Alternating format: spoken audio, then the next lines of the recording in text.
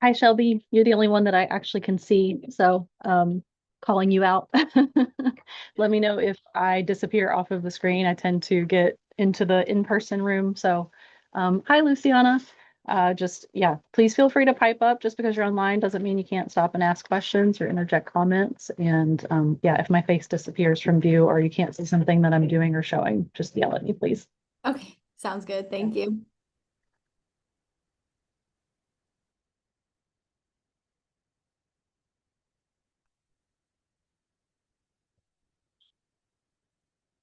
All right, well, it is 6 o'clock, so I'm going to go ahead and get started. I'm Gray. I'm the instructor tonight. I'm an Ayurvedic practitioner. I did a 2-year clinical program at Florida Academy of Ayurveda. I was their last graduating class out of 11, so the school is no longer making Ayurvedic practitioners, but my lovely teacher still does some writing and teaches yoga and things of that nature. Her name is Denise O'Dunn. Highly recommend any of her offerings. I've also done a 2-year program here for traditional Chinese medicine. Also highly recommend it. Bob at the front of the room, he's the owner of the clinic and the school, and he's the teacher of that program. Wonderful. TCM and Ayurveda go really well together. They pair really nicely. I really enjoyed studying both. Before we get into the meat of the information tonight, I'd like for us all to just take a moment to arrive here. So just find your feet flat on the ground. See if you can feel all four corners of your feet and just close down your eyes if you feel comfortable. We're just going to take a few deep breaths. We're going to breathe in through our nose and then exhale out through our mouth. Just take a moment to ground into your body. And when you're ready, take a deep inhale in through your nose and sigh out through your mouth. 2 more just like that on your own time.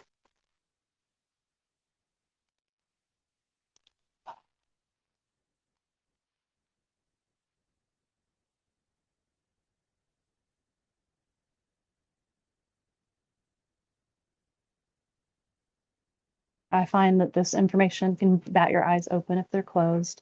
I find this information is best received when we're in our bodies. This is very much about some kind of um, elemental nature of Ayurveda to start, and some of the information is a little metaphorical to start. So you kind of have to suspend your left brain for a minute and just get into your body and try to think of the patterns of nature that were observed and try to put yourself in that mind frame. And as we get further along, the information is going to get more and more practical. But just you just gotta kind of hold on for the first little bit and be in kind of a beginner's mind, if you will. So I'll tell you just a little bit about the background to Ayurveda. Please feel free to interject questions at any point along the way. If you don't understand something I'm saying, or you have an observation or a question, please feel free to just type up. So if you've never heard of Ayurveda before, in Sanskrit, it translates to the science of life or knowledge of longevity. It is considered a lifestyle science, a sister science to yoga. It is about preventative medicine. However, there are beautiful ways to treat if you're already in a disease state as well. So it is powerful medicine. It's not just the lifestyle practices. There are powerful herbal formulas that come along with Ayurveda as well. But one of the beautiful things is the ways you can integrate just simple tools into your daily practice, and it becomes medicinal, because I like to say anything that you do on a regular basis has a medicinal effect. So even something as simple as starting your day with hot lemon water, which is a traditional Ayurvedic practice, that is one that I started probably 20 years ago, and it has made a profound impact on digestion, hydration, energy levels. So they're really beautiful, simple tools. I don't get to share as many of those tools in this class as I would like. This is a foundational class to lay the groundwork for the rest of the classes this year. We will get into somewhat of herbs in this class, but not nearly as much as I do in the rest of my classes. The herbs is kind of my passion, and the practices of Ayurveda. So unfortunately, I won't be able to dig too deep with those, but this class will give you the foundation that you need to understand the rest of the information. And if you've never heard of the 5 elements of Ayurveda or the doshas, this will give you a really good basis for those tonight. So Ayurveda was handed down orally first, but it's about 5,000 years old, and it came about from rishis, which are the holy ones in Ayurveda, sitting in nature, meditating, observing the patterns of nature, and beginning to notice patterns. They notice that all of the elements have qualities to them, and those qualities translate to rocks and stones, to people, to animals, to herbs, to food, to movement practices, and they're just simply noticing those patterns. Ayurveda was documented about 1500 BCE in the four Vedas, which are the books that it was recorded in. They do include things like surgery, they include medical protocols, they have a spiritual side to them as well, but they also are very medical in nature. Unlike Western or allopathic medicine, Ayurveda is not use this herb or use this treatment to fix this problem. It is about balance. It basically, you like increases like, and the opposite action decreases whatever is out of balance. So, for example, if you've got a hot condition, you've got inflammation going on, you want to use herbs, foods, exercise methods, things like that that are cooling, that are going to take that imbalance away. If you can't find a seat, there's some chairs right over here in the back corner you can unfold, but there are 4 chairs right here in the center, and there are 2 up here. Is anybody not familiar with Ayurveda at all? Has anybody not heard of Ayurveda before this class? I consider yoga to be like the gateway drug to Ayurveda. So if you've ever been to a yoga class, you may have heard some mention of doshas. It's not mentioned quite as much as I would like to see, but it's becoming more popular. The reason why Ayurveda has not made it to the United States as popularly like as traditional Chinese medicine and acupuncture, it's simply the history of India. Invaded by the British, a lot of books were burned, a lot of things were lost. And so it's just within probably the 1960s that people have started famously bringing things over, establishing institutions. Vasant Lad is a big proponent of Ayurveda. He has the school in Asheville, which I highly recommend any of his coursework, any of his books. He wrote the textbooks that I studied from. And just before I forget, there's another book that's good for beginners. Well, I wouldn't say that. It's good for practitioners and beginners. It has in the beginning a lot of the foundational things of Ayurveda. It's called Ayurvedic Medicine by Sebastian Pohl. It's got a really good diversity of herbs in it. It's very prolific in the herbs that it contains, but it also is just laid out in a very user-friendly format. Each herb has a monograph on each page, and it tells you the qualities of each herb. It tells you what they're used for, what systems of the body they apply to. And in the back, it has a lot of the Ayurvedic formulas, which are harder to find in textbooks. I'm sorry, excuse me. Yes. Could you tell me the name of the person in Asheville that you said you went spoke quickly there? Thank you. Yes, it's the Ayurvedic Institute, and his name is Vasant, Vasant, Lad, Lad. He's a teacher that I highly recommend. Yeah, you're welcome. There's a kind of subset of the school, if you're not interested in being a full-time student, that's called Ayurprana, that has classes as well and weekend symposiums and things. So that's another good continuing education place as well. So we're going to get into the elements from the most subtle to the most dense. They're called the Mahabhutas, the 5 great elements. So first we have ether. That one's probably the hardest to connect with, but just think of it as space, air, fire, earth, and water. I'm sorry, water and earth in that order. So everything in the organic world is made up of these 5 great elements in some capacity. The reason why we aren't all exactly carbon copies of each other is because we have different varying amounts of these elements in us. We have our own blueprint, our own constitution that is unique to us, as does every stone, herb, plant, food, etc. So the rishis started noticing these patterns in these elements, and traditional Chinese medicine also has 5 elements. They're slightly different, but this is the way that Ayurveda has their lens. And all of life has energy running through it, prana running through it. And we will start with, I just want to start with a quote because this is the most abstract element that we have. And I just really liked this quote to make us realize how much space is actually in the physical body. So all of these elements that I talk about belong in the physical body, but they also belong in the spiritual, emotional body as well. So try to think of both simultaneously. This is a quote from Eckhart Tolle. I'm just going to read it aloud. Space, just as no sound can exist without silence, nothing can exist without no thing, without the empty space that enables it to be. Every physical object or body has come out of nothing, is surrounded by nothing, and will eventually return to nothing. Not only that, but even inside every physical body, there is far more nothing than something. Physicists tell us that the solidity of matter is an illusion. Even seemingly solid matter, including your physical body, is nearly 100% empty space. So vast are the distances between the atoms compared to their size. What is more, even inside each atom, there is mostly empty space. What is left is more like a vibrational frequency. There's the prana, than the particles of solid matter, more like a musical note. Buddhists have known this for over 2,500 years. Form is emptiness, emptiness is form, states the Heart Sutra, one of the best known ancient Buddhist texts, the essence of all. So use your beginner's mind, try to imagine the expansion of the universe, try to imagine space to create, try to imagine within the body all the space that is there in the body cavities, in between the cells, and just think of this as a representation of ether.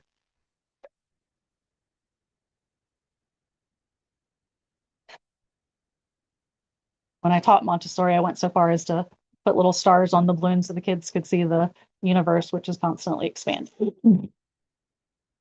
So ether is space, and ether has qualities.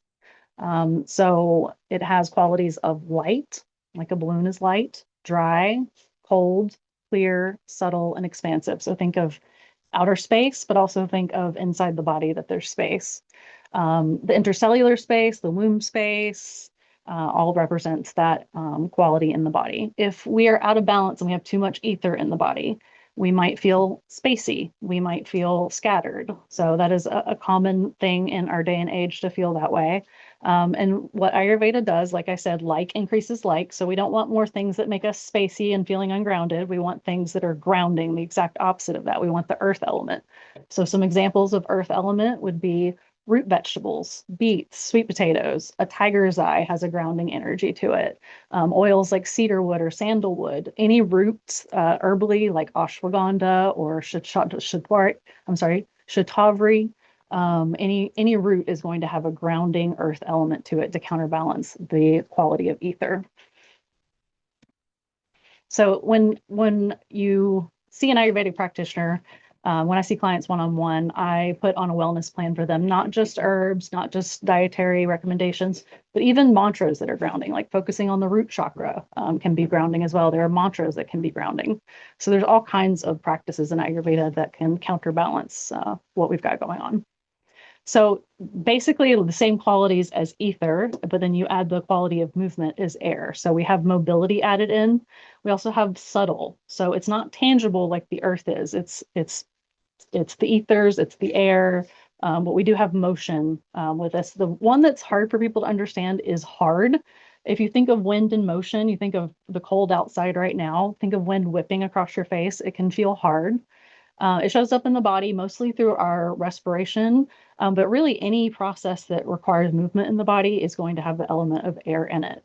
And so think of the pumping of the heart, think of breathing in and breathing out, think of the communication of the nerve impulses, anything in the nervous system and the brain requires movement, our muscles moving as well. So if we have an excess of air in the body, that one's pretty simple to think about. Got some gas in the digestive tract, and we can counterbalance that again with things like ginger, which is a root that's going to stimulate the digestive fire and bring us down to earth. Gotu and bacopa are two of the herbs that I really like if your mind is feeling spacey or scattered. Those are really beautiful herbs to bring us back into balance. Those are also two herbs that grow locally, and they usually like to grow together in watery regions. So we actually have those growing in the garden. So if anybody's interested afterwards, I can point those out to you. So next we have, oh, I'm sorry, I forgot to do my little air prop, but we use a feather to represent air. And air is a little bit more visible because you can see it moving the trees. You can see the exhale on a mirror if you were to breathe out. So that one has a little bit more tangibility to it, but it's still pretty subtle. So then we have fire. We're all pretty familiar with this element. We actually have a fire going in the garden, if I forget to tell you, if you'd like to pop out there afterwards. So the element of fire, what's its primary quality? We all know this one, right? Hot. Yeah, so that's the primary quality of fire. It has other qualities as well. It's still subtle. You can't hold it in your hand. You shouldn't hold it in your hand. It is mobile. It can move, like when the wind blows, oxygenates the fire and it can flare up. It has a dryness to it. It is clear, it is hard, and it is sharp. Now remember sharp when we come back to the doshas. I want to explain more about that one as well. But obviously there's a sharpness if you go to touch fire. Fire in the body is our metabolism and transformational processes. So anything that requires action in the body is going to require some fire. It is our stomach acid, literally our HCl, our hydrochloric acid, our digestive enzymes. They are regulated by the element of fire.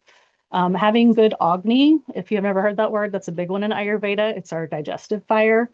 Think about taking a ice cold beverage and drinking it. We're literally putting out our digestive fire. That's a big part of Ayurveda, is drinking room temperature or warm beverages and not drinking too much of them with our meals because it dilutes our stomach acid. It puts out our Agni. Having good Agni, having good digestive fire is a good indicator of overall health. It usually means we have a stronger metabolism, a stronger immune system as well. So that's an important part of Ayurveda. And there's lots of great tools to help with that as well. And I wish I could get into all of them tonight, but come to the other classes. There's one specifically on digestion and nutrition that I love. An example of excess of fire in the body, we can think of like hot acne. We can think of eczema or a skin rash. Those are really easy to see. Heartburn, acid indigestion are all examples of that. So in order to soothe those, we want things that are opposite. So we want things that are cooling and soothing. If fire is got a dry quality to it, we want things that are moist. We want things that are going to bring that inflammation down. So think of like cucumbers on the eyes. Cilantro is a very cooling herb. Putting rose water in the eyes is a beautiful practice to calm down fire, to calm down irritation in the eyes. That is actually a daily practice of Ayurveda that I love and is beautiful to calm fieriness. Lavender is a beautiful herb to calm fire. There's so many that I can mention. Hibiscus, marshmallow root, those are all great as well. And then next we have water.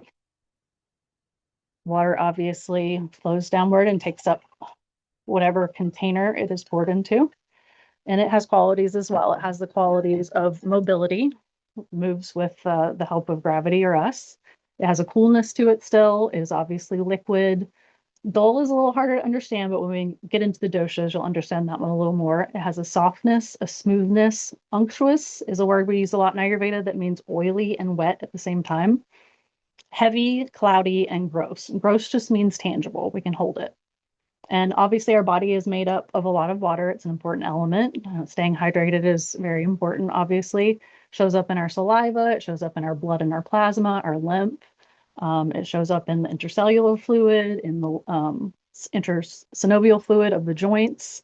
If we have excess water in the body, you might see that as edema or swelling in the legs. You might see it as too much mucus in the body, too much phlegm. And you want things as to counterbalance, you want things that are drying and clearing, that are going to move that water that's stagnant out. So diuretic herbs like dandelion would do that. Anything that's going to make you sweat, any diaphoretic herbs, if you've ever heard that term, those are used when we start to get sick. It'll make us sweat and it'll drive a virus out of our body. That's like ancient wisdom from a lot of different traditions. Things our grandmothers told us that we're now finding to be true. Respiratory congestion is a common one when we have too much water in the body, too much phlegm. We see this in the early stages of life with babies and infants being very phlegmy. They have a lot of water element in them.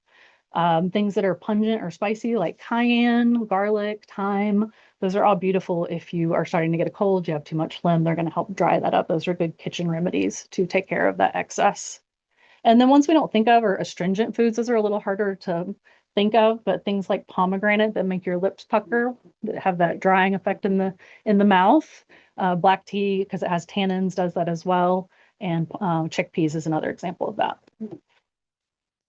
That one's a little more subtle, but you can feel it a little bit if you go to eat a chickpea next time. Notice the quality in your mouth.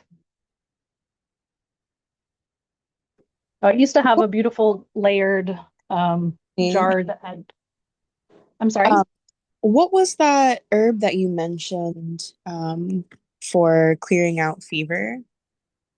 A diaphoretic herb. A diaphoretic. Correct. Oops, I don't want to do that. Yeah, you're welcome. I wish I had time to get more into that today. Let's see. Sorry, I'm not tech savvy. View.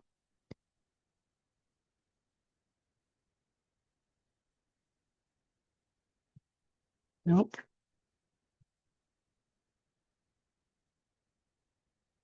Anybody pipe up if you see what I need to hit. hide non-video participants? No. No, it's not minimizing like it should, and I can't exit out that one. Okay, sorry. That was way too hard for my brain. So when I was a Montessori teacher, we had a beautiful lesson called Composition of the Earth, and I had all of these layers of earth, but I wasn't able to find it. But I got this from our garden. So this is from Earth from our garden. This is the easiest element for everybody to understand. We can go out and stick our hands in the dirt. We know that putting our bare feet on the earth makes us feel nice and grounded, but we can get out of balance with the earth element as well. The qualities of earth are heavy, dull, static. It's not moving like wind and fire, dense, gross, meaning tangible, cool, hard, rough, and cloudy. So the earth element shows up in our body as our structures. It is literally our foundation, our muscles, our bones, any kind of structure of the body, any of the tissues. And when we have excess of earth element, we can see it energetically in feeling like we're stuck, we're becoming clinging to things that we need to let go of, whether emotionally or actually in our physical space. We can be slow and sedentary. If we're too grounded, we need to do things to create opposite action. So we need things that are invigorating, things that are stimulating. So herbs would be things that are spicy or pungent. Activities would be things that are like out of our comfort zone, getting rid of things in our space. Movement that is more has more vigorousness to it. Dancing, rollerblading, things of that nature, things that are really going to move that stuck energy out of the body. And lightness as well. We want lightness to counterbalance the heavy. So this was all very etheric. We're going to get more into the nitty gritty, but first I want to tell you a little bit about the different elements in the body. This slide doesn't show it, doesn't break it down as much, but we have two things in Ayurveda that are important. We have what is called our Prakriti or Prakruti. That is our original constitution. We talked about how we all have the 5 elements in us, but we're not the same because we have a different recipe. We have a different blueprint. So that is our blueprint from conception. That is what our original nature is supposed to be like. There's a little bit of a misconception in Ayurveda that we're supposed to have a balance of all 5 elements, or we're supposed to have a balance of all 3 doshas. And we'll get into dosha in just a moment. That's not true. We actually are just uniquely us, and we want to figure out how to get back to balance in our unique constitutional state. So we have something else called Vikriti or Vikruti. That is our current state. So obviously, as we go through the world, we're influenced by things. We're influenced by people. We're influenced by the foods that we eat, the sounds we take in, the things that we watch. And that starts to change the elements in our body. That starts to become us. What we consume becomes who we are. So that can get us out of balance. And Ayurveda has lots of tools to get us back into balance. But just keep in mind that we have our original doshic state, Prakriti, and our current doshic state, Vikriti, which could be in balance or it could be out of balance, depending on where we are in life. So again, Prakriti, our original blueprint from conception. And obviously, I can't, as a practitioner, say, what were you like at conception? But what I do as a practitioner is I talk about elementary school age. That is usually the earliest that people can remember. And I ask all sorts of questions from like, what did you eat? Did you have skin rashes? What was your childhood, medical history? Did you like to sleep in? Did you have a lot of energy? And that will tell me a lot about who you were at that early age. Our Vikriti, our current doshic state, is looking at the 5 elements and where they are in balance. And then there is the impressions of the world, influences that we talked about. There's a beautiful concept in Ayurveda called samskaras. I like to think of them on like the grooves in a record. We have grooves in our brain that are created from patterns that we experience in life. They can be positive, they can be negative. But the reason that I like to bring this up is Ayurveda definitely focuses on what we consume food-wise, but we also forget that we're consuming with our 5 senses all day long. We're consuming with our ears from what we listen to, the people and the voices, our own inner voice as well. Our eyes, what they're consuming. Is it consuming the natural world? Is it consuming things on a computer all day? The things that we smell, the things that we taste, all are influencing us. And what I love about Ayurveda, one of the things I love about Ayurveda is that it really honors that. It really puts an impetus on what are we consuming as a whole, because it's what we're becoming. And Ayurveda has beautiful ways to support the sensory organs. That's a big focus of the daily practices, between rose water in the eyes, which I already mentioned, to ear oil, to nausea oil, to scraping our tongue to oil pulling. There's Ayurveda likes to put oil in all of our orifices, I like to say. That's true.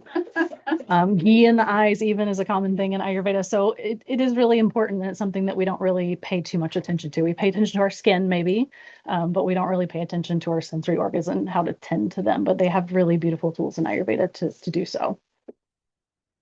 Is anybody familiar with any of those practices? Nausea and oil pulling, etc., tongue scraping? Beautiful. I That's- just explored the tongue scraping and the deep cooling. Gotcha. I'm delving into the Beautiful. Once you start tongue scraping, you'll never want to go back because Oh, you see what yeah. comes off of your tongue. I can't believe And I never did. I know. So that is the opposite of Agni. In Ayurveda, we call that Ama. That's sticky, pasty stuff. It's basically what our body can't digest, whether emotionally or physically, and we're wanting to get it out. We've had our metabolic processes through the night. That's what's left over. We don't want it to stay in our body. So that's part of why tongue scraping is really important. It seemed like that's kind of a part of Ayurveda in general, is getting rid of just like the waste in your body. Yes. Yeah, because excess, anything that's excess that doesn't belong anymore is just going to create disease. Yeah, for sure. Or imbalance at the very least. So these are just some little kind of highlights of the three doshas, and we'll get into them in a lot more detail as we go on. But I like to start with just kind of the idea of what the pairing of the elements look like. So for Vata, we have the pairing of ether or space and air. And I like to think of Vata types as inspiration and creativity. Those are two of their really strong suits. Every dosha has its yin and yang, has its good and bad, its dark and its light. There's no bad dosha, there's no good dosha. They're all very beautiful. And we have all three doshas in us to some degree. But there's likely going to be one that is predominant that causes you trouble or causes you goodness when it's in balance. Then we go to Pitta, which is a combination of fire and water. It is mostly fire, so it's going to mostly have the fiery qualities. And I like to think of it like we talked about fire in the body. It's the metabolism, the transformation. It's anything that requires action. So Vatas are going to create the idea, Pittas are going to put it into action, and then Kappas are going to be the stability and the supporting role in the background. Kappas or Kaphas, you can say it either way, is water and earth element. They are very grounded and very nurturing. These are the gunas of Ayurveda. They are the qualities that we discussed in a lot of these elements, and they have 10 pairs of opposites. So you'll see in parentheses, those are the Sanskrit versions of these words. And I'm just going to go through and read them and try to think of which element might fit as I say these words. So heavy. I used to make everybody go through and say each one, but yes. We be sent a copy of this. Yes, I'm sorry. Thank you. I should have said that in the beginning. If you're a note taker, please feel free because writing things down can be helpful. But yes, you will receive all of the slides at the end and recording of this session as well. So heavy, earth, light, air, and ether. Those are pretty easy. Cold and hot. Obviously, fire is hot. The other elements are mostly on the cooler side. Oily and dry. We're going to get into that as we get into doshas, but we remember that the ether and the air were dry. The fire was dry. Oily, we don't think of water as oily, but it can have that quality to it. And earth has some oiliness to it as well. Dull or slow or sharp, smooth or rough, dense or liquid, soft or hard, static or mobile, gross or subtle, and cloudy or clear. So if we've got too much of one side, we want to use that opposite action to balance it. So this is just for fun, but whenever I think of Vata dosha, I think of a bubble. It has a lot of the same qualities. It has the lightness, has the mobility.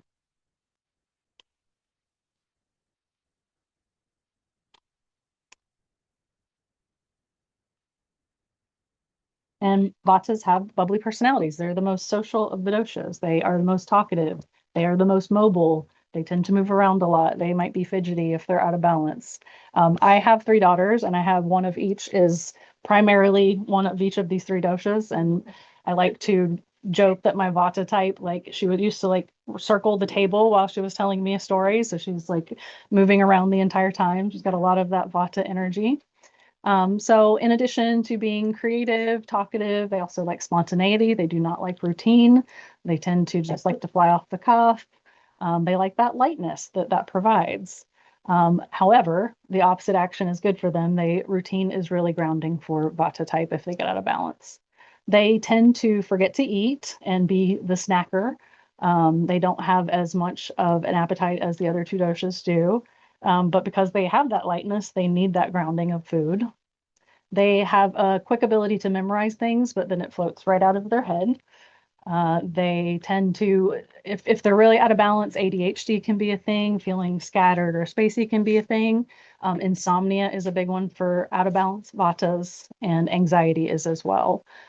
Because they are light, they have a light frame, they typically are either petite or tall and thin and lanky. Their hair can be coarse and dry.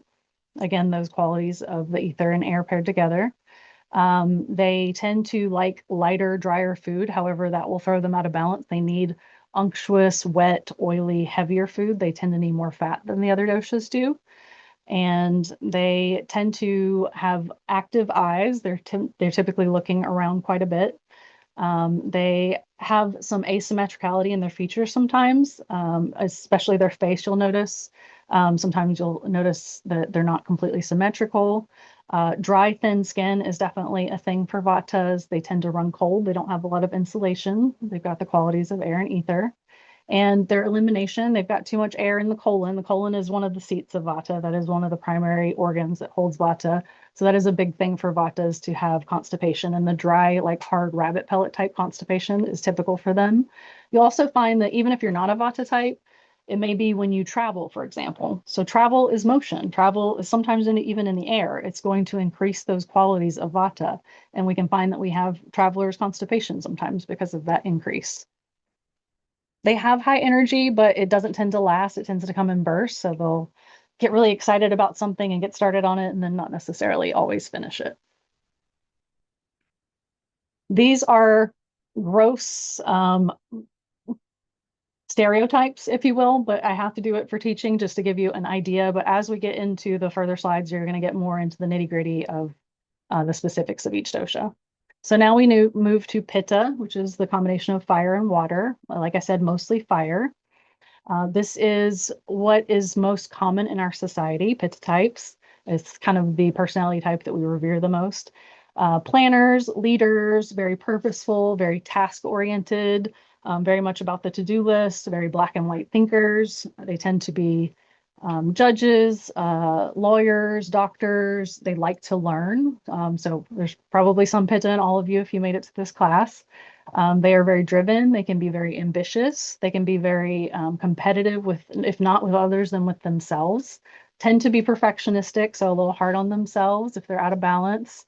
So whereas Vata dosha, if they get out of balance, they're going to feel worried or spacey or anxious. The Pitta dosha tends to get towards irritable or angry or kind of hot-headed, if you will, if they get out of balance. The word sharp, which I mentioned in the qualities of fire, that can come in multiple ways for Pitta dosha. They are sharp in that they're very bright and smart and really good learners. They can memorize very quickly. They understand information very easily because they're transforming that information. However, if they're out of balance, that sharpness can be sharp and cutting with their words. It can be a little bit hard to be around a Pitta type if they get to the critical judgmental side, which is where they can go if they get out of balance. They tend to sleep really well. They tend to have really solid digestion. We talked about that digestive fire, that Agni, because they have a lot of fire in their constitution. They tend to have a lot of fire in their digestion as well. If it's out of balance, it's going to go more towards acid reflux, indigestion, ulcers, things like that. These are the people that you can see like a lot of color in their face. If they get angry, their skin tends to get red. They tend towards things like hives. They tend towards cystic acne. Anything that's kind of inflammatory that's showing up on the skin is Pitta showing up in the body. As far as socially, whereas Vata's like a large gathering of people and lots of variety, Pittas tend to be more purposeful with their social gatherings. They like a point to it. Maybe they like a book club that has a purpose or a class that has a structure to it. They prefer smaller gatherings that have a mission in mind. They have a very strong sense of justice. So they're often the people that are very politically involved and driven and making change in the world. As far as their physique, I would say Vata is small, Pitta is medium, and Kapha is large. Again, a very gross overestimation, but it's a basic way to remember it. They have a medium build that's usually athletic, that competitiveness, that liking sports, that liking kind of more intense activity as part of their personality. Their eyes are very easy to recognize because they have a very piercing gaze. It looks like they're looking at you very directly. They have a very specific point to what they're doing, and they're very like laser focused. Tends to run hot, whereas Vatas tend to be the ones that always have a sweater and are turning the air down. Pittas are usually the ones that need the air conditioning and tend to run hot in the body. Elimination is usually very good, but if they are out of balance, they can tend towards diarrhea. And they have pretty good even energy overall. But if they overschedule themselves, if they put too much on their plates, they can tend to get burnt out. So hear all those like those words, hot-headed, burnt out. Those all very much fit Pitta type. And then last is Kapha. Kapha is a combination of water and earth, so it has those qualities. Typically, Kaphas are, as far as profession, things like teachers, nurses, caregivers. They tend to be softer, sweeter, more nurturing. They tend to really like simplicity. They don't like to be around a lot of people. They tend to like one-on-one time or alone time. They tend to like to be in the background of things, whereas Pittas are out there doing and you can see them doing. Kaphas are doing, but they're doing more quietly in the background and more of a supportive role. They are slower moving. They are slower talking. They tend to not speak up unless they have something important to say. As far as children go in Kaphas, they do not like change. They do not like to not know what's going to happen. So if you have a Kapha type child, you need to give them time to transition. My oldest Kapha child, she's a combination, but her main dosha is Kapha. It would be time to leave the park, and she would come, but she would like cartwheel the whole way there, and it would take her about 5 minutes to think about it before she would do it. So that was the cartwheeling was more of her Vata coming in, but the moving slowly was her Kapha nature. As far as their frame, they tend to be larger boned. They tend to be more round and curvy. Literally, if you were to pinch your skin, and this is part of what I do in my consultation, if you have thin Vata skin, you're going to get very little. If you have medium Pitta skin, you're going to get a medium amount. And for Kapha types, like true Kapha skin, you're barely going to be able to pinch anything because it's very dense. They tend to actually have really beautiful skin if it's in balance. They have more oil than the rest of the doshas. And so they have like kind of lustrous hair and luscious skin. They tend to have thicker hair and it tends to be wavy at times. They don't run cold like Vata, but they run cool. They're kind of in between Pitta and Vata as far as that goes. Because their metabolism is slow, they tend to hold on to more weight. Because they have slower digestion, they tend to have constipation occasionally. They're usually pretty regular, but they might skip a day here and there. And if you have Kapha type digestion, you're probably not going to have acid reflux or bloating or gas like Vata or Pitta would, but you just might feel like a sense of heaviness after a meal. Again, that's those qualities of heavy and slow. What else did I want to say about Kapha? Their eyes are kind of like round puppy dog eyes. Their faces tend to be rounder as well. And if they are out of balance, they're not going to get angry. They're not going to get worried. They're going to tend to withdraw, maybe get depressed, maybe just not want to deal with things. They have a hard time motivating themselves to get going in the mornings. They like engaging their senses a lot. They're very tactile. If they're a child, they might be like sensitive to tags and sock seams and things like that.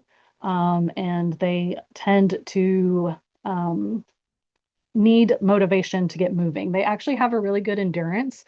Like if you were to go on a hike with a Vata, Pitta, and Kapha, the Vata is going to be like, let's go. And then they're going to be sitting on a rock like, oh, I'm so tired and I forgot to bring snacks. And the Pitta is just going to be like Energizer Buddy plugging along, but at a moderate pace. Vatas are going to move, or I'm sorry, Kaphas are going to move slower, but they can out hike anybody. But you got to get them going first. So they often like need a buddy to get them moving, to get them exercising. They don't like movement as much as the other doshas. Any questions so far? Anybody recognizing themselves or people that they know in any of these descriptions? I've got a And you question. probably, yeah, sure, go Oh, ahead. I'm sorry. So even though you said these are generalities, there's multiple, characteristics here. Yeah. Would you say that people tend to be one particularly or like parts of some? Because Yes, I, we're definitely going to get into that for sure. But that I'm okay, glad you brought that up early on, because I usually get like looks like light bulbs going off, but then like confusion on the next slide because they're like, well, wait, I thought I was that, but then this doesn't apply to me. So just as an example, I'll start with myself. I am Kapha, Pitta with Vata. I have enough of all three doshas that they all three get named. Let me draw a little picture on the board. I usually do this a little later on, but I want to go ahead and create understanding around this. So my doshas, I'm going to use brown to represent earth element of Kapha. I'll say that's how much Kapha I have. Can you guys see this on the computer? the chair's a little in the way there. Thank you. And then my Pitta is either half as much or more than half as much as the Kapha, which is why it gets named as secondary. And then my Vata is also half as much or more. This shows up in my body and in my nature. I tend to be quieter, more reserved, need more alone time. However, I have a very pitta brain. I love to learn. I'm constantly a student. I'm pretty organized. And my vata shows up in my creativity, but also in my scatteredness and forgetfulness and looking for my keys and phone half of the day. So I have enough of all three that they get named. I see a lot of single dosha people as well. So let's say single dosha pittas, single dosha kappas. I don't see too many single dosha kappas. They don't typically make it to me because they're not the ones that are going to want to come out. But you can have all three. Everybody has all three. You can have enough of all three that they're all going to be noticeable, that you're not just going to be like, oh, that's me, just one. However, you're probably going to have one that tends to give you the most grief, the one that tends to throw you out of balance the most. So what I like to say, if you're like confused about which one applies to you, focus on the stress response. Do you tend to get more anxious and scattered? Do you tend to get more edgy and irritable? Or do you tend to withdraw and just kind of get depressed? The stress response can really tell you a lot.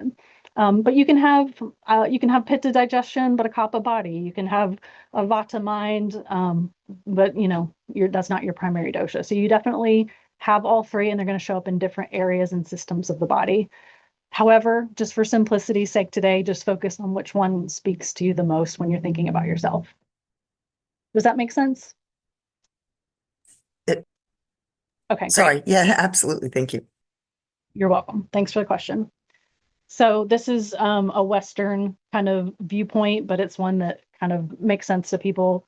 Vata tends to be the ectomorph, the tall, thin. They also can be petite, however, they're not always taller than the rest. Pittas are in the middle. They tend to have a more athletic frame, very symmetrical, medium build. And then kappas are usually more stocky or more voluptuous and round. And this basically says a lot of the same thing. Is there a way to get rid of the text? Let's see.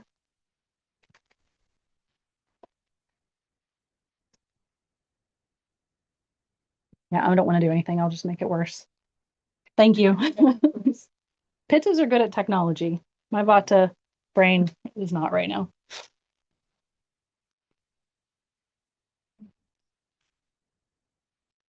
I've never had that show up before.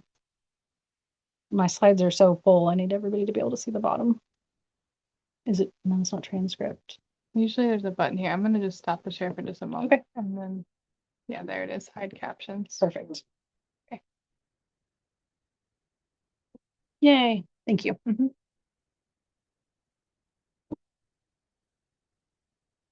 Okay. Can everybody see all the things now once the bottom thing goes away? Oh, nope. Okay, there. So as I've already said, a lot of these things, I'm not going to repeat them, but this is something you can go back and reference about the physical attributes of each dosha. Things that I didn't say yet, pittas tend to have almond-shaped eyes. That's one of the things I use during my consultations to evaluate dosha. The whole face is a microsystem. The tongue is a microsystem. The pulse tells us a lot of information. Those are all things we look at as a practitioner to get more information. Kappas tend to have large, full lips. Pittas tend to have thinner lips. Sometimes they're even asymmetrical, like the bottom lip might be full, but the top lip is real thin. And then pittas tend to be medium. Vatas also tend to have very dry lips, whereas kappas are going to have moister lips. And then pitta can go either way. All right, we're going to practice a little bit. I want you to look at the qualities in this picture of this person, and even you can even look at the environment, because it's not just people that have dosha and qualities, it's our environment as well. So what do we see? What do we see in this person so far? What qualities do we see? What do we see with the hair? Early. I would say Vata. Vata hair, because it's curly, a little bit frizzy, a little bit dry. What do we see in their frame, in their body type? Slim, petite, smaller. What do we see just in their effect, in their personality type, from what we can tell from the picture? Bubbly. Happy, bubbly. Yep, happy, smiling. How about their eyes? This one's a little trickier on this one, but I want to know what you see. A little bit more narrow, but they have a little bit of an almond shape too, so they could be Vata and Pitta. The dimples feel very Vata to me. Teeth can be smaller with Vata, medium with Pitta, and larger with Kapha. And Vatas tend to have more cavities and more needing more straightening of the teeth, having more crooked teeth. I could see him just like bouncing around in the little flower field and playing, maybe blowing some bubbles. Oh, and also the skin being darker, Vatas tend to tan really well. So remember what I said about that sharp Pitta gaze? Can you see that in the way that she's looking at us? She looks very intent, very focused. What else do we see? Fire red hair. Red hair is fiery. She just has a fieriness about her too. What do you see in the lips? Full. They are a little fuller, not quite Kapha full. They're kind of in between Pitta and Kapha, but yeah, they are a little fuller. They don't look like they're dry. Even the shape of her face, having a pointier chin or a pointier nose, those sharper features tend to be predominant in Pitta types. And if we were to stereotype, I would say people of like Scottish Irish heritage usually are fiery and have a little bit more Pitta in them. Freckles is also a sign of Pitta type skin. They tend to burn easily, might have more inflammation in the skin as well. Anything else? Okay.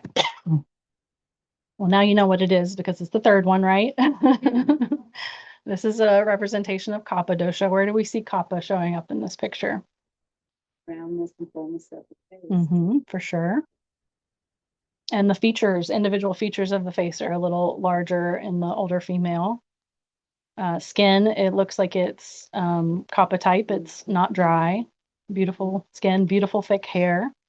Caring and nurturing. Exactly. Thank you for pointing that out. Yeah, and the even the act of hugging and that softness of being close and sitting on a couch, those are all Kapha increasing things, Kapha balancing things too.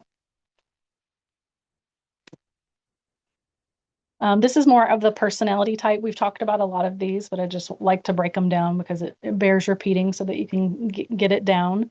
Vata type, as far as their pitch and their tone, they tend to have a higher pitched voice, that kind of bubbly quality, tend to be kind of scattered with their speech. So they'll start talking about something and they get distracted and go off onto another little side trail. They can interrupt sometimes because they get excited. Pittas are very direct and to the point. If they're out of balance, they can be cutting in sharp, but also very like to get into arguments. They like to debate things, not in a bad way. It can be a good thing. And Kapha types tend to have a slower pitch, slower cadence to their voice, a lower tone to their voice, not as talkative, a little bit on the quieter side. Vatas, thinner skin, literally more sensitive.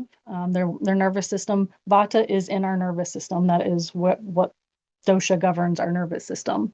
That movement of the impulses of the nerves is Vata, and their nervous system can tend to get overstimulated easily. They can tend towards anxiety, fearfulness. Nightmares is a common thing with Vata that I see show up in my consultations as well, and definitely insomnia. Having a hard time falling asleep and staying asleep. And just think of it, they don't have a lot of that earth element. They don't have a lot of that heaviness. They sometimes need something like a weighted blanket or to put warm sesame oil on the feet. That's another Ayurvedic tool to help with sleep. It's just grounding. It's a warming and heavy oil. Even oils in Ayurveda have qualities. And for each dosha, there's recommended oils that are going to be balancing with herbs infused into them. For the Pitta type, we've already discussed that they can be sharp, frustrated, irritable, angry as their stress response. Kappas tend to internalize, become withdrawn, depressed. Vatas have a hard time sleeping. Insomnia, very common. Pittas do not. They tend to fall asleep easily, wake up ready to go. They don't seem to need as much sleep. Kappas really like sleep, but they don't need to oversleep. If you go past, this isn't part of today's class, but I just want to tell you about it because it's interesting to me. So there's a doshic clock.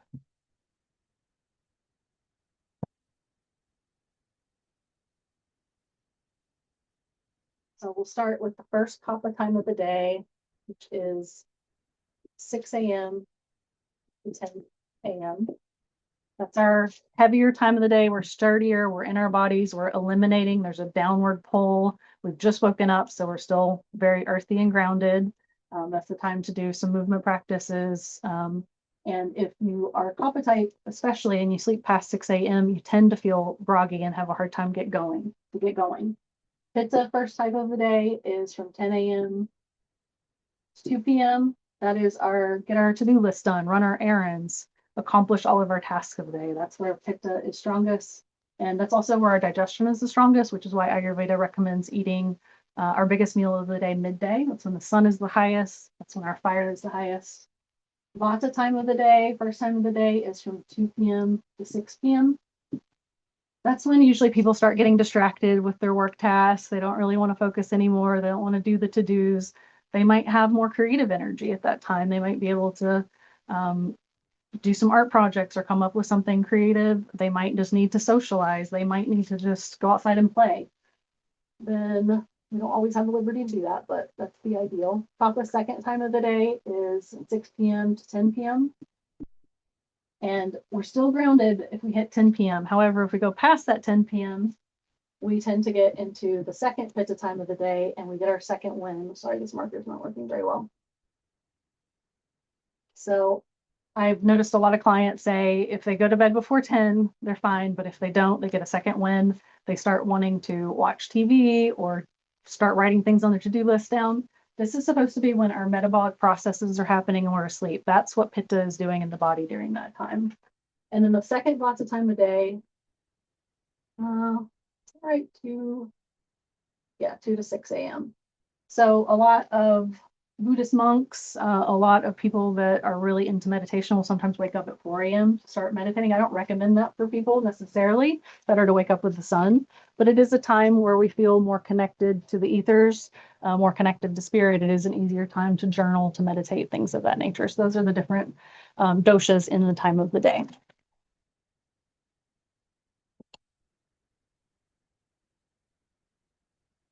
So what I was saying about Pitta is falls asleep easily if they don't go past 10 p.m. is kind of why I stopped to do that right then. And then Kappas, if they don't wake up by 6 a.m., they tend to be kind of groggy and have a slower time getting started. We're going to get into the foods. I'm not going to talk about that too much here. And we already talked about their preferences for friendship.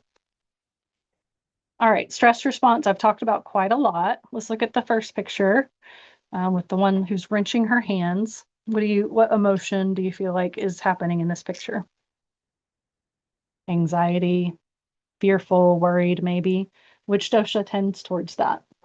Vata. She even has a little bit of a Vata look to her. She has a thinner frame. Her hair is it's actually got some moisture to it, but it's a little wiry.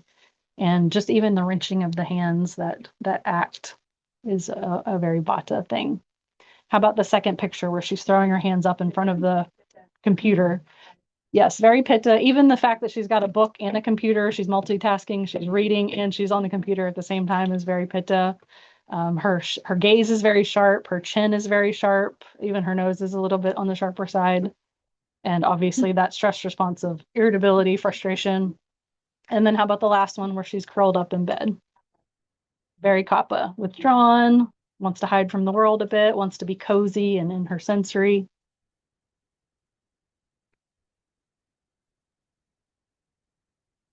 I think I've said all of this already. Talked about the endurance, talked about the digestion, talked about the elimination, and running hot or cold. Does anybody have any questions about any of this? Okay. This one is new. This one I go into in great depth in my digestion and nutrition class. So there are even certain flavors of food and qualities of food. Remember the gunas, the light versus heavy. This can affect dosha just the way we're eating on a regular basis. So vatas are already light and dry. If they're eating things like a raw kale salad, it's cold, it's dry, it's light, it's increasing their vata, especially if they're eating it on a regular basis. No food is bad in Ayurveda. It all depends on the person. It's all about the quantity and what that person needs at the moment. So the flavors that are more balancing for vata are pungent, bitter, and astringent. I'm sorry, those are the ones that increase vata. And the qualities that increase vata are light, dry, raw, and cold. So they need the opposite. They need soups and stews. They need ample fats. They have a little bit of a harder time digesting protein because they don't have a lot of digestive fire, but they are grounded by the fat and proteins. They definitely need it. And warm foods for sure, cooked. If they can't cook their food, drinking ginger tea with a meal or fennel or something like that, that's going to help with digestion, that's going to warm things up. Adding spices to your food is also a way to counterbalance. So even if you're eating something that is light and dry or isn't completely cooked, adding those spices that are going to help increase your digestive fire can be helpful. Things that are more pungent, things that are going to aid your digestion and stimulate your digestive fire. Pittas have the qualities of pungent, sour, and salty already. They need things that are sweet, astringent, and bitter. Sweet in particular is an important one with pitta dosha, and not just in food, but just things that are soft and soothing and sweet. They need that to cut down their like sharp fieriness. They tend to need things that are heavier, drier, and cooler. They can tend towards a little bit of oiliness at times, and they obviously tend towards hot, so more cooling foods. They can handle more of the raw foods than the other three doshas because their digestive fire is strong. Kappas tend to like and are exacerbated by sweet, salty, and sour food. Things that are heavy, things that are fatty, things that are cold and heavy are not great for them. They need things that are bitter, pungent, and astringent. We don't have enough bitter foods in our diets, but they are very helpful for kappas in particular. The astringent, because they can tend towards phlegminess, towards dampness, towards swelling. So that's going to draw that water out, like we were talking about the chickpeas and the pomegranates, or the heating foods like cayenne. They have a harder time with digesting carbohydrates, and it tends to put excess weight on them. So they have to be a little bit careful about having smaller portions, only eating meals at meal times, not snacking. Whereas vata tends to do okay with snacking, and pittas will get hangry if they do not get a meal quickly. All right, so we've talked about this a little bit, but what qualities do we see in that kale salad? What are the qualities of a kale salad? It's definitely vata, but what are the actual qualities? Is it heavy or light? Light. Is it warm or is it cold? Cold. And with the cranberries, it's got some sweetness, which is actually balancing for vata. But yeah, that is going to be a vata increasing meal. However, that would be a good kapha meal, especially if they have it with something like ginger tea that's going to warm up their digestion a little bit. How about the peppers? Which dosha is that going to exacerbate? Fire, hot, pitta, yes. So pittas tend to like sour foods like sauerkraut, kimchi, hot peppers, hot sauce on everything, but it tends to increase their pitta.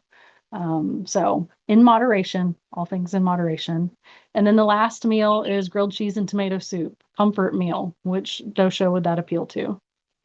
Kapha, but it's going to increase them because it's heavy, it's oily. So the warm is good, but the heavy and oily is not too good for them. They need things that are lighter.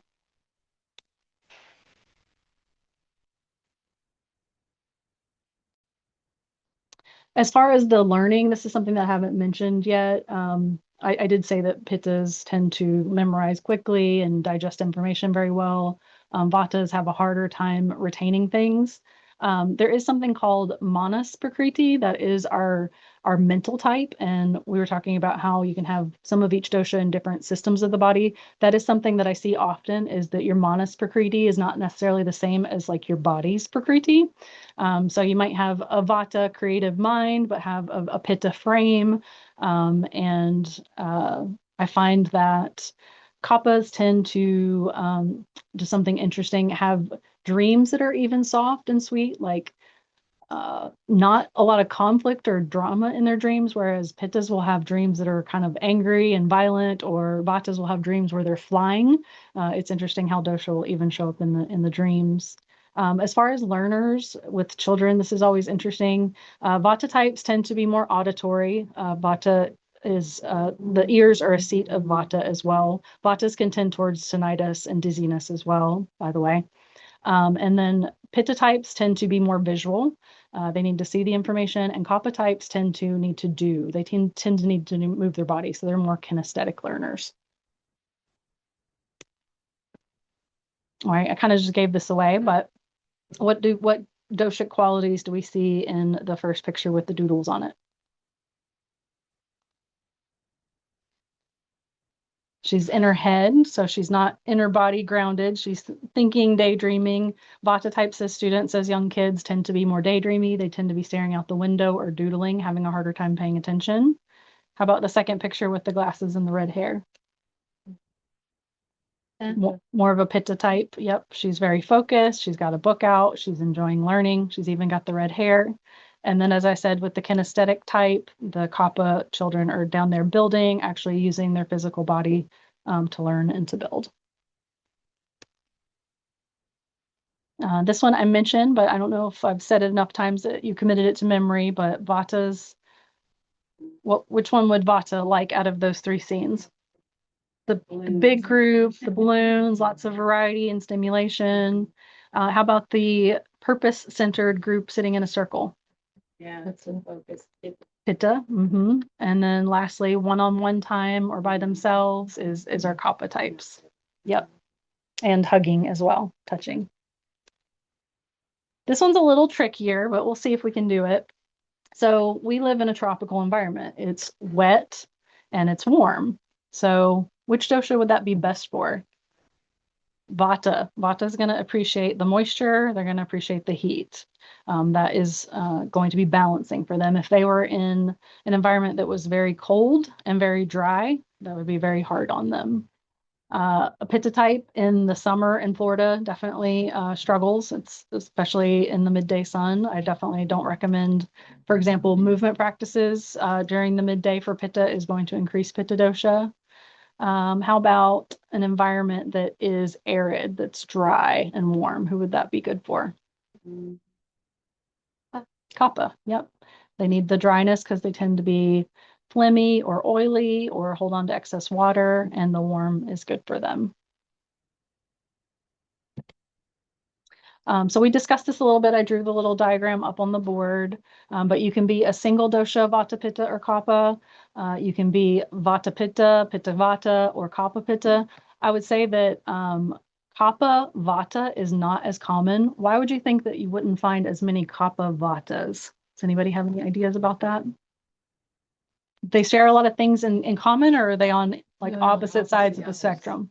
Yes. So I happen to have a daughter that's Kapha Vata, and what helped her the most was actually embracing her Pitta, because it like balanced everything in the middle. So when she worked out and had a routine, it was balancing to both. But she's a very creative type, but she's also slow moving, slow to speak. So it can happen, but it's a little bit more rare. I tend to see more either single dosha or Vata, Pitta, Pitta, Vata. Those are the most common. Again, I don't see a lot of Kapha types because they aren't as interested. They tend to just like simplicity and to stay at home. So I don't get to have one-on-ones with them as much. You can also have what is called tridoshic. I don't see that very often. I've done probably 500 one-on-one consultations at this point, and I think I've only seen 2 truly tridoshic people. You can imagine with having that much concentration of all those different qualities, it's very difficult. It's very difficult to find balance. It's difficult. I almost see kind of some mental health challenges there a lot of times with tridoshic people, just because they almost feel like they're warring with themselves, like they don't know what their center is. So it's actually kind of a challenging thing. So now we're going to get into some of the balancing recommendations. Before I get into that, does anybody have any questions? Need any guidance on how to figure out your dosha? Is everybody with me, or have any questions about what we just went over? Okay. This is the fun stuff. This is actually, I have to lay all that foundation for understanding so that you can know which ones are going to be good for you. Even if you go home and you're like, I still don't know what my dosha is, I don't recommend doing the quizzes. They really don't give you a full picture. They might give you an idea, but they're just not very accurate. Seeing a practitioner is the best way to find out. But even if you don't want to do that, pay attention to what dosha is talking to you at that moment, because it can change throughout the day. It can change throughout different times of the day. It can change throughout seasons of life. We have a pitta season of life that is our kind of midlife, where we're career oriented and very driven and very to do. So it can change during different seasons, but pay attention to what is showing up in that moment. What qualities am I feeling in this moment in my body? What do I need? So when you go to the refrigerator or you go to do a movement practice, you say, I'm feeling scattered and spacey, and I need to do something that's going to ground me, whether it's eating something grounding, whether it's doing a movement practice like restorative yoga that's grounding, going outside, putting your bare feet in the earth. So try to pay attention to what it is that's piping up and speaking to you and what you're feeling in your body. So some balancing recommendations for Vata. Grounding things, cooked things, soups and stews are fantastic. We are in the Vata time of year. This fall, winter season is Vata increasing. So this is the time that we need those cooked foods more. Carminative spices. Carminative just means it's helping with your digestion. It's building your digestive fire. Things like cinnamon, nutmeg, cardamom. Those are more on the sweet side. And then the savory ones would be like cumin, fennel, coriander. CCFT. Has anybody heard of CCFT? Cumin, coriander, fennel tea. It's actually a pretty popular Ayurvedic formula. One place, if you're looking for Ayurvedic tools, herbs and tools, and educational like blogs and things, Banyan Botanicals is a place that I recommend. Is it? Banyan, like a tree. Yes, I've seen it. Onion botanical. They have really good quality herbs, really good nausea and ear oil, rose water, oils for the skin. So they'll have like a kapha balancing massage oil of pitta and vata as well. They'll have even just like formulas that are already put together herbally that will balance each of the doshas. One's to support digestion, one's to support lymphatic, all sorts of different formulas on there as well. And they also sell CCFT, which is why I mentioned it. As far as movement for Vata, because they are very in the air, very light, they need things that are going to bring them down to the earth. Restorative yoga, yoga nidra can help with sleep. Gardening, anything that is going to be slow, methodical movement, but you're continuing to move. So like Tai Chi, Qigong, ballet, anything like that is going to soothe the Vata dosha. And as I said, they don't like routine, they like spontaneity, but having even a 5-minute routine in the morning and evening can be really beautiful and grounding for them, especially the evening because they have a hard time with sleep. Colors like green, yellow, orange, and gold are balancing for Vata dosha. So that could be in foods, that could be in what you wear, that could be in the paint colors in your house. My favorite pranayama or breath technique for Vatas is Nadi Shodhana, which is alternate nostril breathing. If you go to YouTube and just type in alternate nostril breathing, you'll come up with some tutorials for that. It's hard to be in your head when you're having to focus on that. It really grounds the body. Doing meditation with some sort of anchor. Vatas tend to have a hard time sitting still because their mind is very active and their bodies are as well. So what I like for them is to use a mala and do a chanting, like a Ganesha chant, along with going through each bead. That is giving them something tactile to ground them. And some chants and chakra balancing things would be to focus on the root chakra in particular. There's actually, has anybody heard of Bija seed sounds? It's like the sound of Lam for the root chakra. Yeah, it's a certain vibration that is going to speak to the root chakra or speak to the heart chakra, whichever it is that you're needing. Those are something that you can look up as well. But nourishment, groundedness, routine. If you are mostly a pitta type or your pitta is out of balance right now, we want things that are cooling, softening, calming. Flavors that are sweet, bitter, and astringent. Trying not to go too heavy on spicy, fermented, or sour foods. Mostly, though, my recommendation for pitta types is don't overschedule yourself. And remember that it's not all about doing and achieving. Sometimes you just need to be, sit and stare at a tree, do nothing for a little while. It's very hard for pittas to do, but it's very balancing for them. And get to bed by 10 p.m. so that you don't get that second wind. Cooling colors for them: blue, purple, rose, indigo, turquoise, and greens. Pranayama, breath technique for them, especially if they're feeling agitated and hot, is sitali, or straw breath. You basically, if you're able to roll your tongue into a straw, you sip cool air in through your tongue, and it actually, within just like 10 rounds of that, you can significantly feel your temperature decrease. It's very cooling. I find that because pittas are visual, having like a candle in front of them that they focus on for a moment and then closing their eyes, or doing something like a gratitude practice to kind of take them out of their head and get them more into appreciation and into their body, less about doing and more about being. And then lastly, recommendations for kapha types. Because they are cool, we want things that are warming. Because they tend to be sluggish and slow, things that are stimulating. And doing things that are cleansing, because they tend to hold on to excess moisture and phlegm. So avoiding oily, heavy, or sweet foods, focusing on more proportional meals that are lighter, bitter, pungent, and astringent flavors. Again, getting rid of things in their house, not clinging to or getting stuck on things, but getting out of their comfort zone. Maybe attending a social event that might be a little new for them is good for them. Getting out of bed by 6 a.m. and moving. Movement is a huge thing for kappas. And like I said, they have a hard time with motivation. So having like an accountability buddy is really helpful. Doing vigorous movement like sun salutations, dancing, rollerblading, things that are going to build heat in the body. Uh-oh, I thought I was plugged in. I might need your help. Might be this one. Let's see if this does it.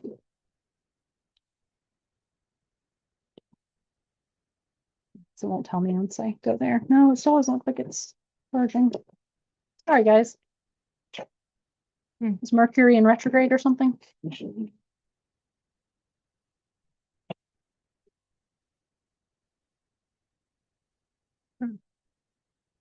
Oh, then it should be the one that's the. Okay. I'll come around back and see if Okay. there's another. All right.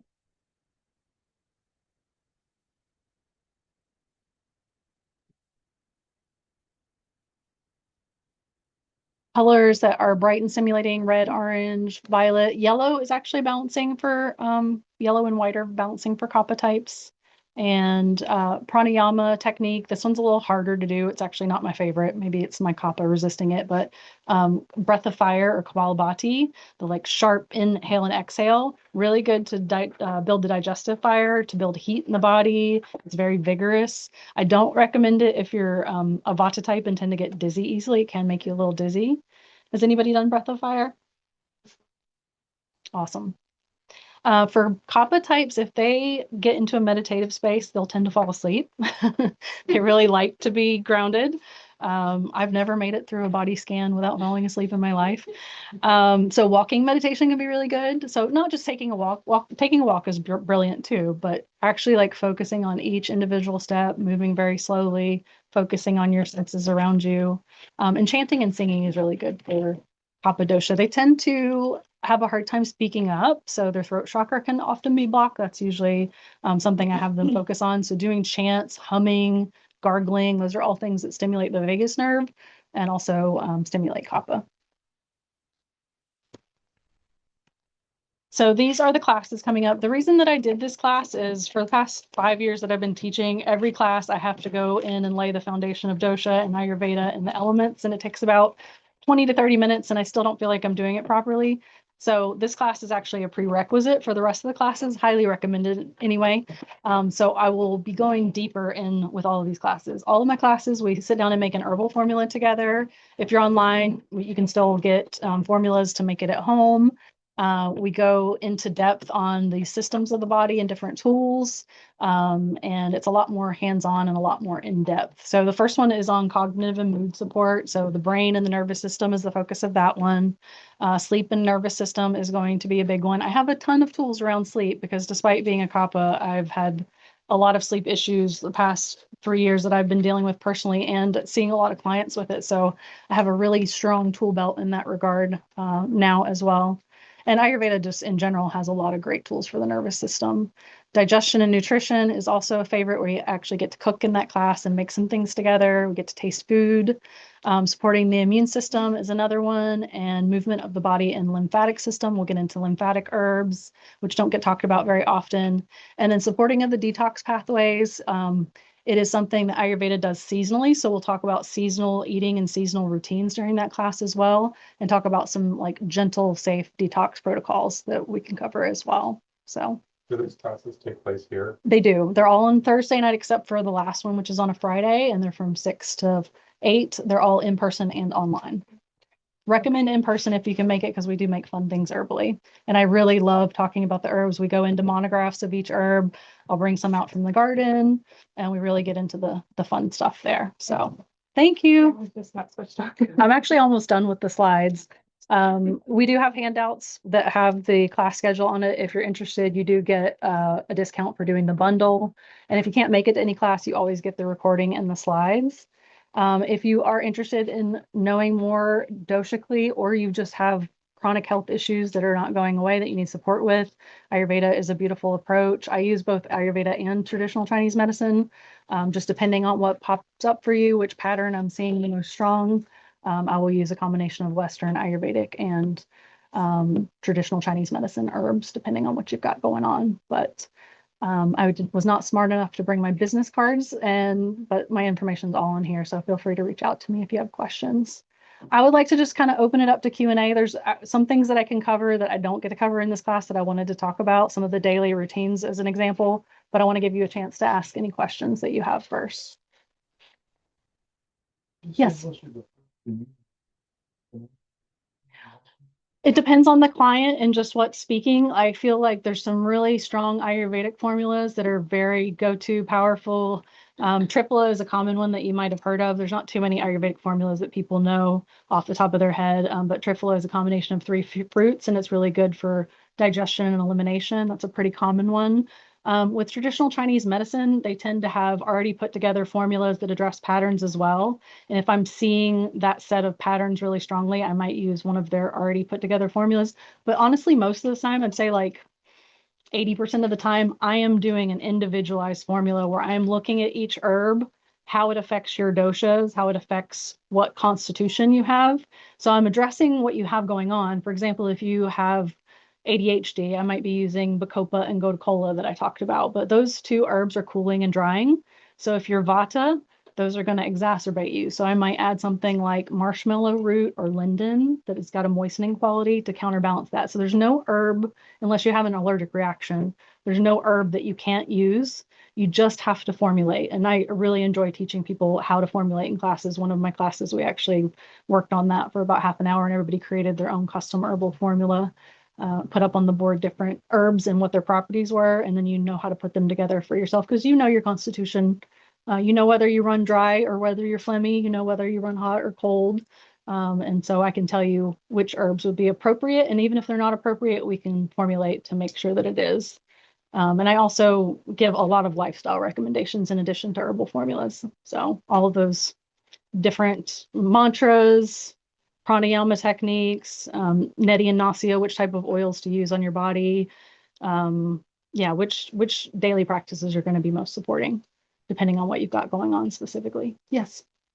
I explained that to your daughters with the different dosha. Mhm. Curious, like while they were growing up, like how you supported them. Very individually. Yes, and definitely a learning process as I went with each one. My oldest was primarily Kappa, especially when she was younger. She would focus on things for a very long time, was very tactile, was stay engaged for a long time. But like to get her to transition and get out the door for school or anything was a real challenge. I had to make something visual. I actually had to make like these charts that she could pull off and like, okay, I got dressed. Okay, I brushed my teeth. And I had to give her like an hour and a half to do something that might have taken a Pitta child 30 minutes. My Pitta child, very different, more self-driven. I didn't have to do as much because we live in a pretty Pitta society. So she was kind of like, could handle school, could handle the routines, could handle like, making sure her to do. So what I had to help support her with was not being too hard on herself, not being a perfectionist, not worrying too much about her grades, not overscheduling herself because she realized after a while, like, I don't have that much of a social battery. Like I need to take time for myself too. So just kind of like coaching around those things. And then even the herbs that I give them are all different because their constitution is all very different. My Vata, I'm having probably the hardest time with because Vata is the one that I have the least, so I understand it the least. But what that brings to mind for me, one of the things I love about Ayurveda the most, as a teacher, I really used it to understand children a lot and as a mom. But just it's a beautiful lens to look at the world through. It makes you understand our differences as humans and be a lot more compassionate because you realize that is just someone's nature. They might be out of balance, but that's just them out of balance. We're out of balance sometimes too, and it's going to present differently. So just having compassion around the different personality types and how we're all wired differently. And it's beautiful when you put it all together. We wouldn't all want to be the same. So yeah, you're welcome. Thanks for asking. Yes. I'm curious about inflammation. So if it's been recommended to you to follow an anti-inflammatory diet for chronic inflammation, but you've been eating that way for years, if you've been eating in a way though that is diametrically opposed to your dosha, Right. could that actually be a source of the inflammation? It absolutely could. Wow. Yeah. Okay. Yeah, you really have to thine own self be true. You really have to know what your constitution is and figure out how to honor that. And I will say that like a big part of what I do, not just teaching here, is teaching with clients, like helping them to understand, because I don't want to see everybody forever. I want to see them a few times and then have them know what they need to do for themselves. And I feel like when I first discovered this information, I felt like the first time I heard it, I was like, I feel like I already know this somehow. And even though some of the things were in Sanskrit, it still felt familiar to me. So I don't know if I studied it in a previous life. But in any case, I feel like this is very intrinsic to our human body. And we do know this. If we're paying attention to the seasons, if we're paying attention to nature, if we're paying attention to our own nature, and we check in with ourselves before we eat, before we exercise, before we do anything, consume anything, whether internally or visually or with our senses, we know what to do for ourselves if we're in balance, if we're in our body and we're tuned in. We have this information intrinsically. We might need some guidance because things do get complicated and we are complex individuals, but I do feel like there is that inner knowing. Once you just get a little guidance, get shifted in the right direction a little bit, you'll start to know that information for yourself a lot better. And you won't have to rely on your head and pitta type information. I love all the science that comes out and supports Ayurveda and all these things we've known for 5,000 years. But I would urge people to not need those scientific studies necessarily to honor what feels true to them, to lean into what feels right, even if it's not scientifically validated. So, yeah. I feel like it's kind of difficult now with like a lot of like fad diets. and Yes. all sorts of like there's so much information, a lot of Right. misinformation that Yes. you almost force yourself to think you need to eat this and this instead of like listening to your own body Exactly. and being intuitive about it. I totally agree. Yeah, it's a big soapbox item for me. And I've fallen victim to it myself. I have Hashimoto's thyroiditis, so I've done autoimmune protocol to try to heal that. And I did get it into remission. But I've tried lots of different diets because I feel like that's something that is easy to control, that you can play around with and experiment on yourself. And I use myself as a guinea pig for a lot of protocols, which has been helpful in my clinical practice. But at the same time, I find I actually have so many people that are just so confused about food, they don't know what to eat anymore, or they've restricted themselves to the point that like they're having anxiety about it, which, kind of defeats the whole purpose, unfortunately. And that's part of why I love Ayurveda. It's not a fad diet. It's not this food is bad, this food is good. There is no bad food. There is no good food. It just totally depends on the person and what you need, which I feel like is Balancing a and balanced nourishing your wisdom. body. Exactly. Exactly. Yeah, for sure. I have a question. In regards to, like you said, skin rashes are usually something that you see in people who are more pitta. Is myself personally, I deal with psoriasis. So I've been trying to figure out how to heal that for a really long time. So I'm wondering, based on what you've said, it's like adding a lot of cooling things to the body, or is there something else that you suggest topically that people typically do that I is reckon, I'm sorry, go ahead. no, that's you're fine. That's just in alignment with these types of practices because there's so much out there. I feel like that's misinformation again for psoriasis, eczema, things of that nature. There's just so much that like steroids, I find them to be horrible, Right. and totally not in alignment. So I would love your Yeah. 2 cents. For sure. My answer is it depends, which my Ayurvedic teacher, Yeah. we used to count how many times she said it per class. I it could be that you need cooling things. You probably do on some level. However, if you have cold digestion, if you happen to have vata or kapha digestion and your digestive fire isn't very strong, that could cool down your digestion. So we'd have to be careful about that. A way to circumvent that would be to do things just topically. But I do think whenever it comes to the skin is a mirror of our body and what's going on the inside. It's a reflection. And I feel like the way to get to the root of it is typically digestive. Sometimes it can be lymph. It depends on exactly what's going on, but there's usually some internal component that needs to be addressed as well, which is why just using the steroids, obviously that's just a fix to make the symptom go away, but not getting to the root cause. So typically, if somebody has something skin related going on, I have them do both topical and internal. But the answer as to whether you just need cooling would be it depends. Doing a formula that's balanced might be better without me knowing your case. And yeah, doing something that is not necessarily cold, not necessarily hot if you have cooler digestion. Might be the way to go, but it would unfortunately be I'd need to talk to you and get the nuances of your situation to be able to give you a targeted recommendation. Okay. I figured I have tried to do like gut protocols and stuff of that nature and know that it's definitely internal. And that's led me down this path of like liver cleanses and like all of that kind of stuff, which seems like Yeah. a little scary. Yes. But beneficial, parasite cleanses, all of that. But I don't know where Ayurvedic medicine stands in regards to those things. Yeah, I'm glad you brought that up. So both my Ayurvedic and TCM teachers are very cautious when it comes to liver cleanses and parasite cleanses. It's not that there isn't a place for them, but I feel like whenever something becomes popular on TikTok or any kind of platform like that, we're like, oh Yeah.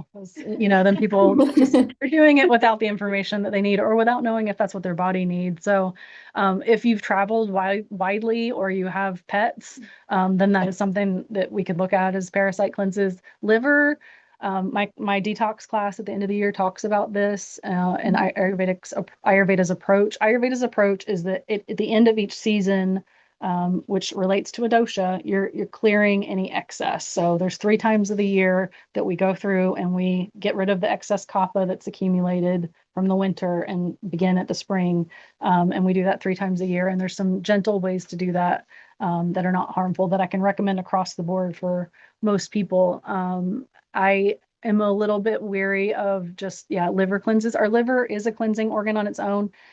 However, we live in a very toxic environment. We live in a very stressful society. So I do feel like we need more support than we used to in that regard.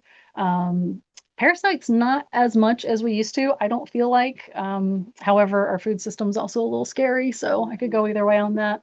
But yeah, anytime something's very popularized, it's becoming a real challenge now because if you go on social media platforms, you see, especially if you're into holistic health, you see all kinds of ads for all kinds of formulas, and some of them are great and some of them are not. Some of them are going to do more harm than good. So if you see something that's like a liver cleanse online, please see a practitioner and get guidance around it because they can definitely do more harm than good. They can kind of destroy your microbiome a lot of the times. A lot of those parasite cleanses, they're basically killing all of your gut flora, not just the bad. So there is a time and a place for that for sure, but I would definitely recommend doing it with guidance. And just another thing I'm seeing clinically kind of across the board, just from our stressful society, the amount of toxins that we deal with, and our food supply. Two things. So one is we are all very mineral depleted. Our soil, it does not have the mineral richness that it used to have.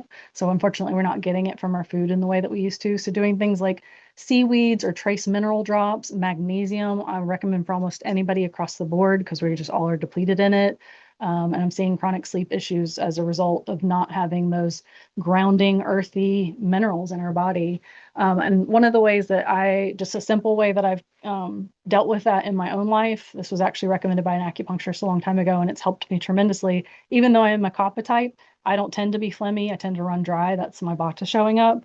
And so I constantly feel thirsty, like my mouth constantly feels dry, and I feel like water alone doesn't hydrate me enough. So doing electrolyte drops is fine, but what I actually do is just a pinch of Himalayan or Celtic sea salt and some lemon in my water at least once a day, and I feel so much more hydrated from that. So I find doing some sort of trace minerals, seaweeds, something to get minerals back in your body is hugely important for just all kinds of health issues. And then secondly, I find that almost everybody's digestion needs some sort of support these days, even the pittas. Like we're just doing so many things to put out our digestive fire from, drinking ice cold sodas, which you guys in this room are probably not doing that, but there's just a lot of practices in our Western diet that don't support digestion in the way that Ayurveda does. So doing things along with your meals that are going to support your digestion, whether it's digestive bitters, whether it's taking digestive enzymes with your meals, whether it's drinking ginger tea or CCF tea. I find just about everybody needs some help with their digestion, unfortunately. Yeah. Yes. Address the minerals you were Mhm. speaking of. So these are some of the products that basically a lot of people are going towards. Yeah. I would love your opinion. on Sure. Moringa, Mm-hmm. diatomaceous earth, Mm-hmm. pearl powder, and sea moss gel. Okay, I'll start at the top. Moringa I actually love. It's an Ayurvedic herb. It is a food. It is one of the only herbs that is a complete protein and has iron in it. So if you're vegan or vegetarian, hugely supportive. Anemia in women is also something I'm seeing a huge preponderance of. Like 80% of the women I see have some sort of level of anemia. It does not usually show up in testing your iron. It only shows up in testing your ferritin, which you have to ask for. However, I can see it from looking at your tongue and taking your pulse. You don't necessarily need that. So I do think moringa is a great addition. Just it's food, it's safe, no problem with that whatsoever. Pearl is actually a TCM formula. And we use it very specifically. And I'll just be honest and say I have not used it with a client. I cannot remember specifically what it's for, but I do think it is for building minerals. And it's not one that I have used, but if it's a good quality TCM provider, and you have the pattern that supports it, then I would say, that could be good. Sea moss, I hate just from the perspective of it's become this like cure-all thing, and I don't know about the quality of what a lot of people are putting out. Any kind of seaweed, it's just a seaweed. Any kind of seaweed. We have a bunch of seaweed out there on the shelf. We have bladderwrack, for example, kelp, dulse. Like there's ones that you can get at your grocery store that are not going to cost you so much that are going to have the same trace minerals. So it's good, but so are a bunch of other things. Yeah. And So- diatomaceous earth. That one I haven't used as much. That one I've spread around my house to get rid of fleas. Right. I know people that have used it. I have not used it clinically. I think it could have a place, but again, I think you would need somebody's guidance in using it. I wouldn't just take it just because. Yeah. It goes behind silica. Yeah. And Interesting. yes, yeah. I just feel like it could do some damage to your gut from the drying perspective. Yeah, that's what I'm hesitant about with it. We do have an herb called horsetail that's also high in silica, that's safer. So yeah, I just think there's some better alternatives out there in that regard. Horsetail. That one's really good for hair because it has a high hair and nails because it has a high silica. Nettle is fantastic. Yes. Nettle, the only caution about that is if you are on the dry side, if you have vata in your system, it is drying over time. Like just having nettle tea every once in a while is not going to dry you out. But if you're drinking it on a regular basis, remember anything you do regularly is medicinal. You want to pair it with something that's moistening like hibiscus or marshmallow or linden, something of that nature. Great. Slippery elm's great, but it's endangered. So I go to marshmallow root instead because they do very similar things. Yeah. Yes. You mentioned moringa, right? Isn't that what we were just talking about? Now, you being Hashimoto's, I'd heard because I'm also Hashimoto's and I was using moringa a lot. And then I did some research and found out what my research said that with hypo or Hashimoto's, it's not good because it messes with the T3 to conversion. Have you heard of that? I have not researched it. I have heard of it. I usually find that people that have Hashis also tend to have low iron. So I feel like it could be supportive in that sense. However, I've also read a lot about things that have, like iodine, for example, can mess with the T3, T4 conversion. There are some things that can. What I would say is test it out on your own body, see how it makes you feel, and don't do a medicinal dose of it until you feel Interesting. sure. I'd have to do some more research on that one. I haven't I actually would looked love at to like hear more because I was using it a lot. I grow moringa, so I was actually using it quite a lot. And then I did that research and I did ask one of my doctors, and they said that I should probably stop using it, which is a shame because I really enjoy using it. Yeah. Would So you do me a favor and email me and let me look into that a little further? Because I I would love researched to. it like 10 years ago, but I haven't looked at anything current. So I'd like to I look would love to do that. Thank you. I will do that. Thank you. because that'd be a shame to throw that one out. If I it's, agree. I agree, seeing especially since I have so many trees. yeah, especially if you're Thank you. growing it. Yeah. Yeah. Yeah, for sure. Somebody else have a hand raised over here? Yes. Two things. First one, I don't mean to sound silly. There's no Copper silly. water bottles. Coppa water bottle? Yeah, have you seen, no, copper? I was like, Coppa water bottles? No, actually, that is an Ayurvedic thing. Yeah, they're selling them for way too much. Copper, drinking out of copper cups has been an Ayurvedic thing for 5,000 years, but it doesn't need to be that ridiculously expensive in my opinion. I was just curious if that was like, Very grounding for Vata. So even in tongue scrapers, metal has qualities to it too. So copper tongue scraper is what's recommended for Vata types, and silver and gold are a little bit more cooling, and better for Pitta types. So yeah, that can be a thing. It's just another thing that brings like qualities in. Yeah. I have heard it, but I haven't used it. Yeah. Yeah. Haven't dabbled with that one yet. I try to stay with the ones that are more traditional and the ones that are less than the ones that are like more trendy. But yeah, it doesn't mean that it's bad. I just don't know a whole lot about it yet. Yeah. Anybody else have any experience using it? what is your name, please? Gray, like the Yes, color, Gray. Gray. Yeah. Okay, Yeah. thank you. Yeah, no problem. That's an easy one to answer.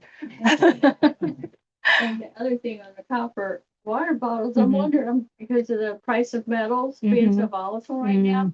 My husband is in construction, he's talking about the copper's going up, and I'm like, oh gosh, great. Gotcha. So just keep in mind when. I you buy see. copper water That might be bottle. influencing it, not just popularity. Gotcha.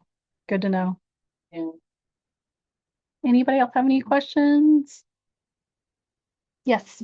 I just took the dosha test on the Banyan Botanical Mhm. website. How accurate is that? It's not that it's not accurate, it's just not enough questions. So there's like 200 questions that I go over, including your physical features. It's a good place to start to get an idea, but it's not enough information to hang your hat on. Yeah, just not enough questions asked. Yeah. I do like Banyan though. If you're going to do a doshic test, theirs is the one that I would use. There's also some good books that have more in-depth doshic quizzes in them. I think it's called the Ayurvedic Cookbook, has a pretty extensive one in it. I can include some of those resources in the email where we send the slides. I'll have to look at home and check my facts on that one. Anybody else? Well, we've had a lot of pitta stirred up, so go home and ground your kapha before bed. Do something grounding and soothing. If anybody has any other specific questions, feel free to talk to me after class, email me. Happy to answer any questions that I can. I hope to see you guys in following classes. Yeah. And feel free to go enjoy the fire in the garden if you would like as well. Thank you guys online. Thanks for Thank participating. you. Montessori did you teach Good at? evening. You too. Thank I taught you. at it was originally called Gulf Winds Montessori, and then it was called Allegria Montessori. Yeah. Well, My daughter went. let me get off of here and then I'll talk to you more candidly about it.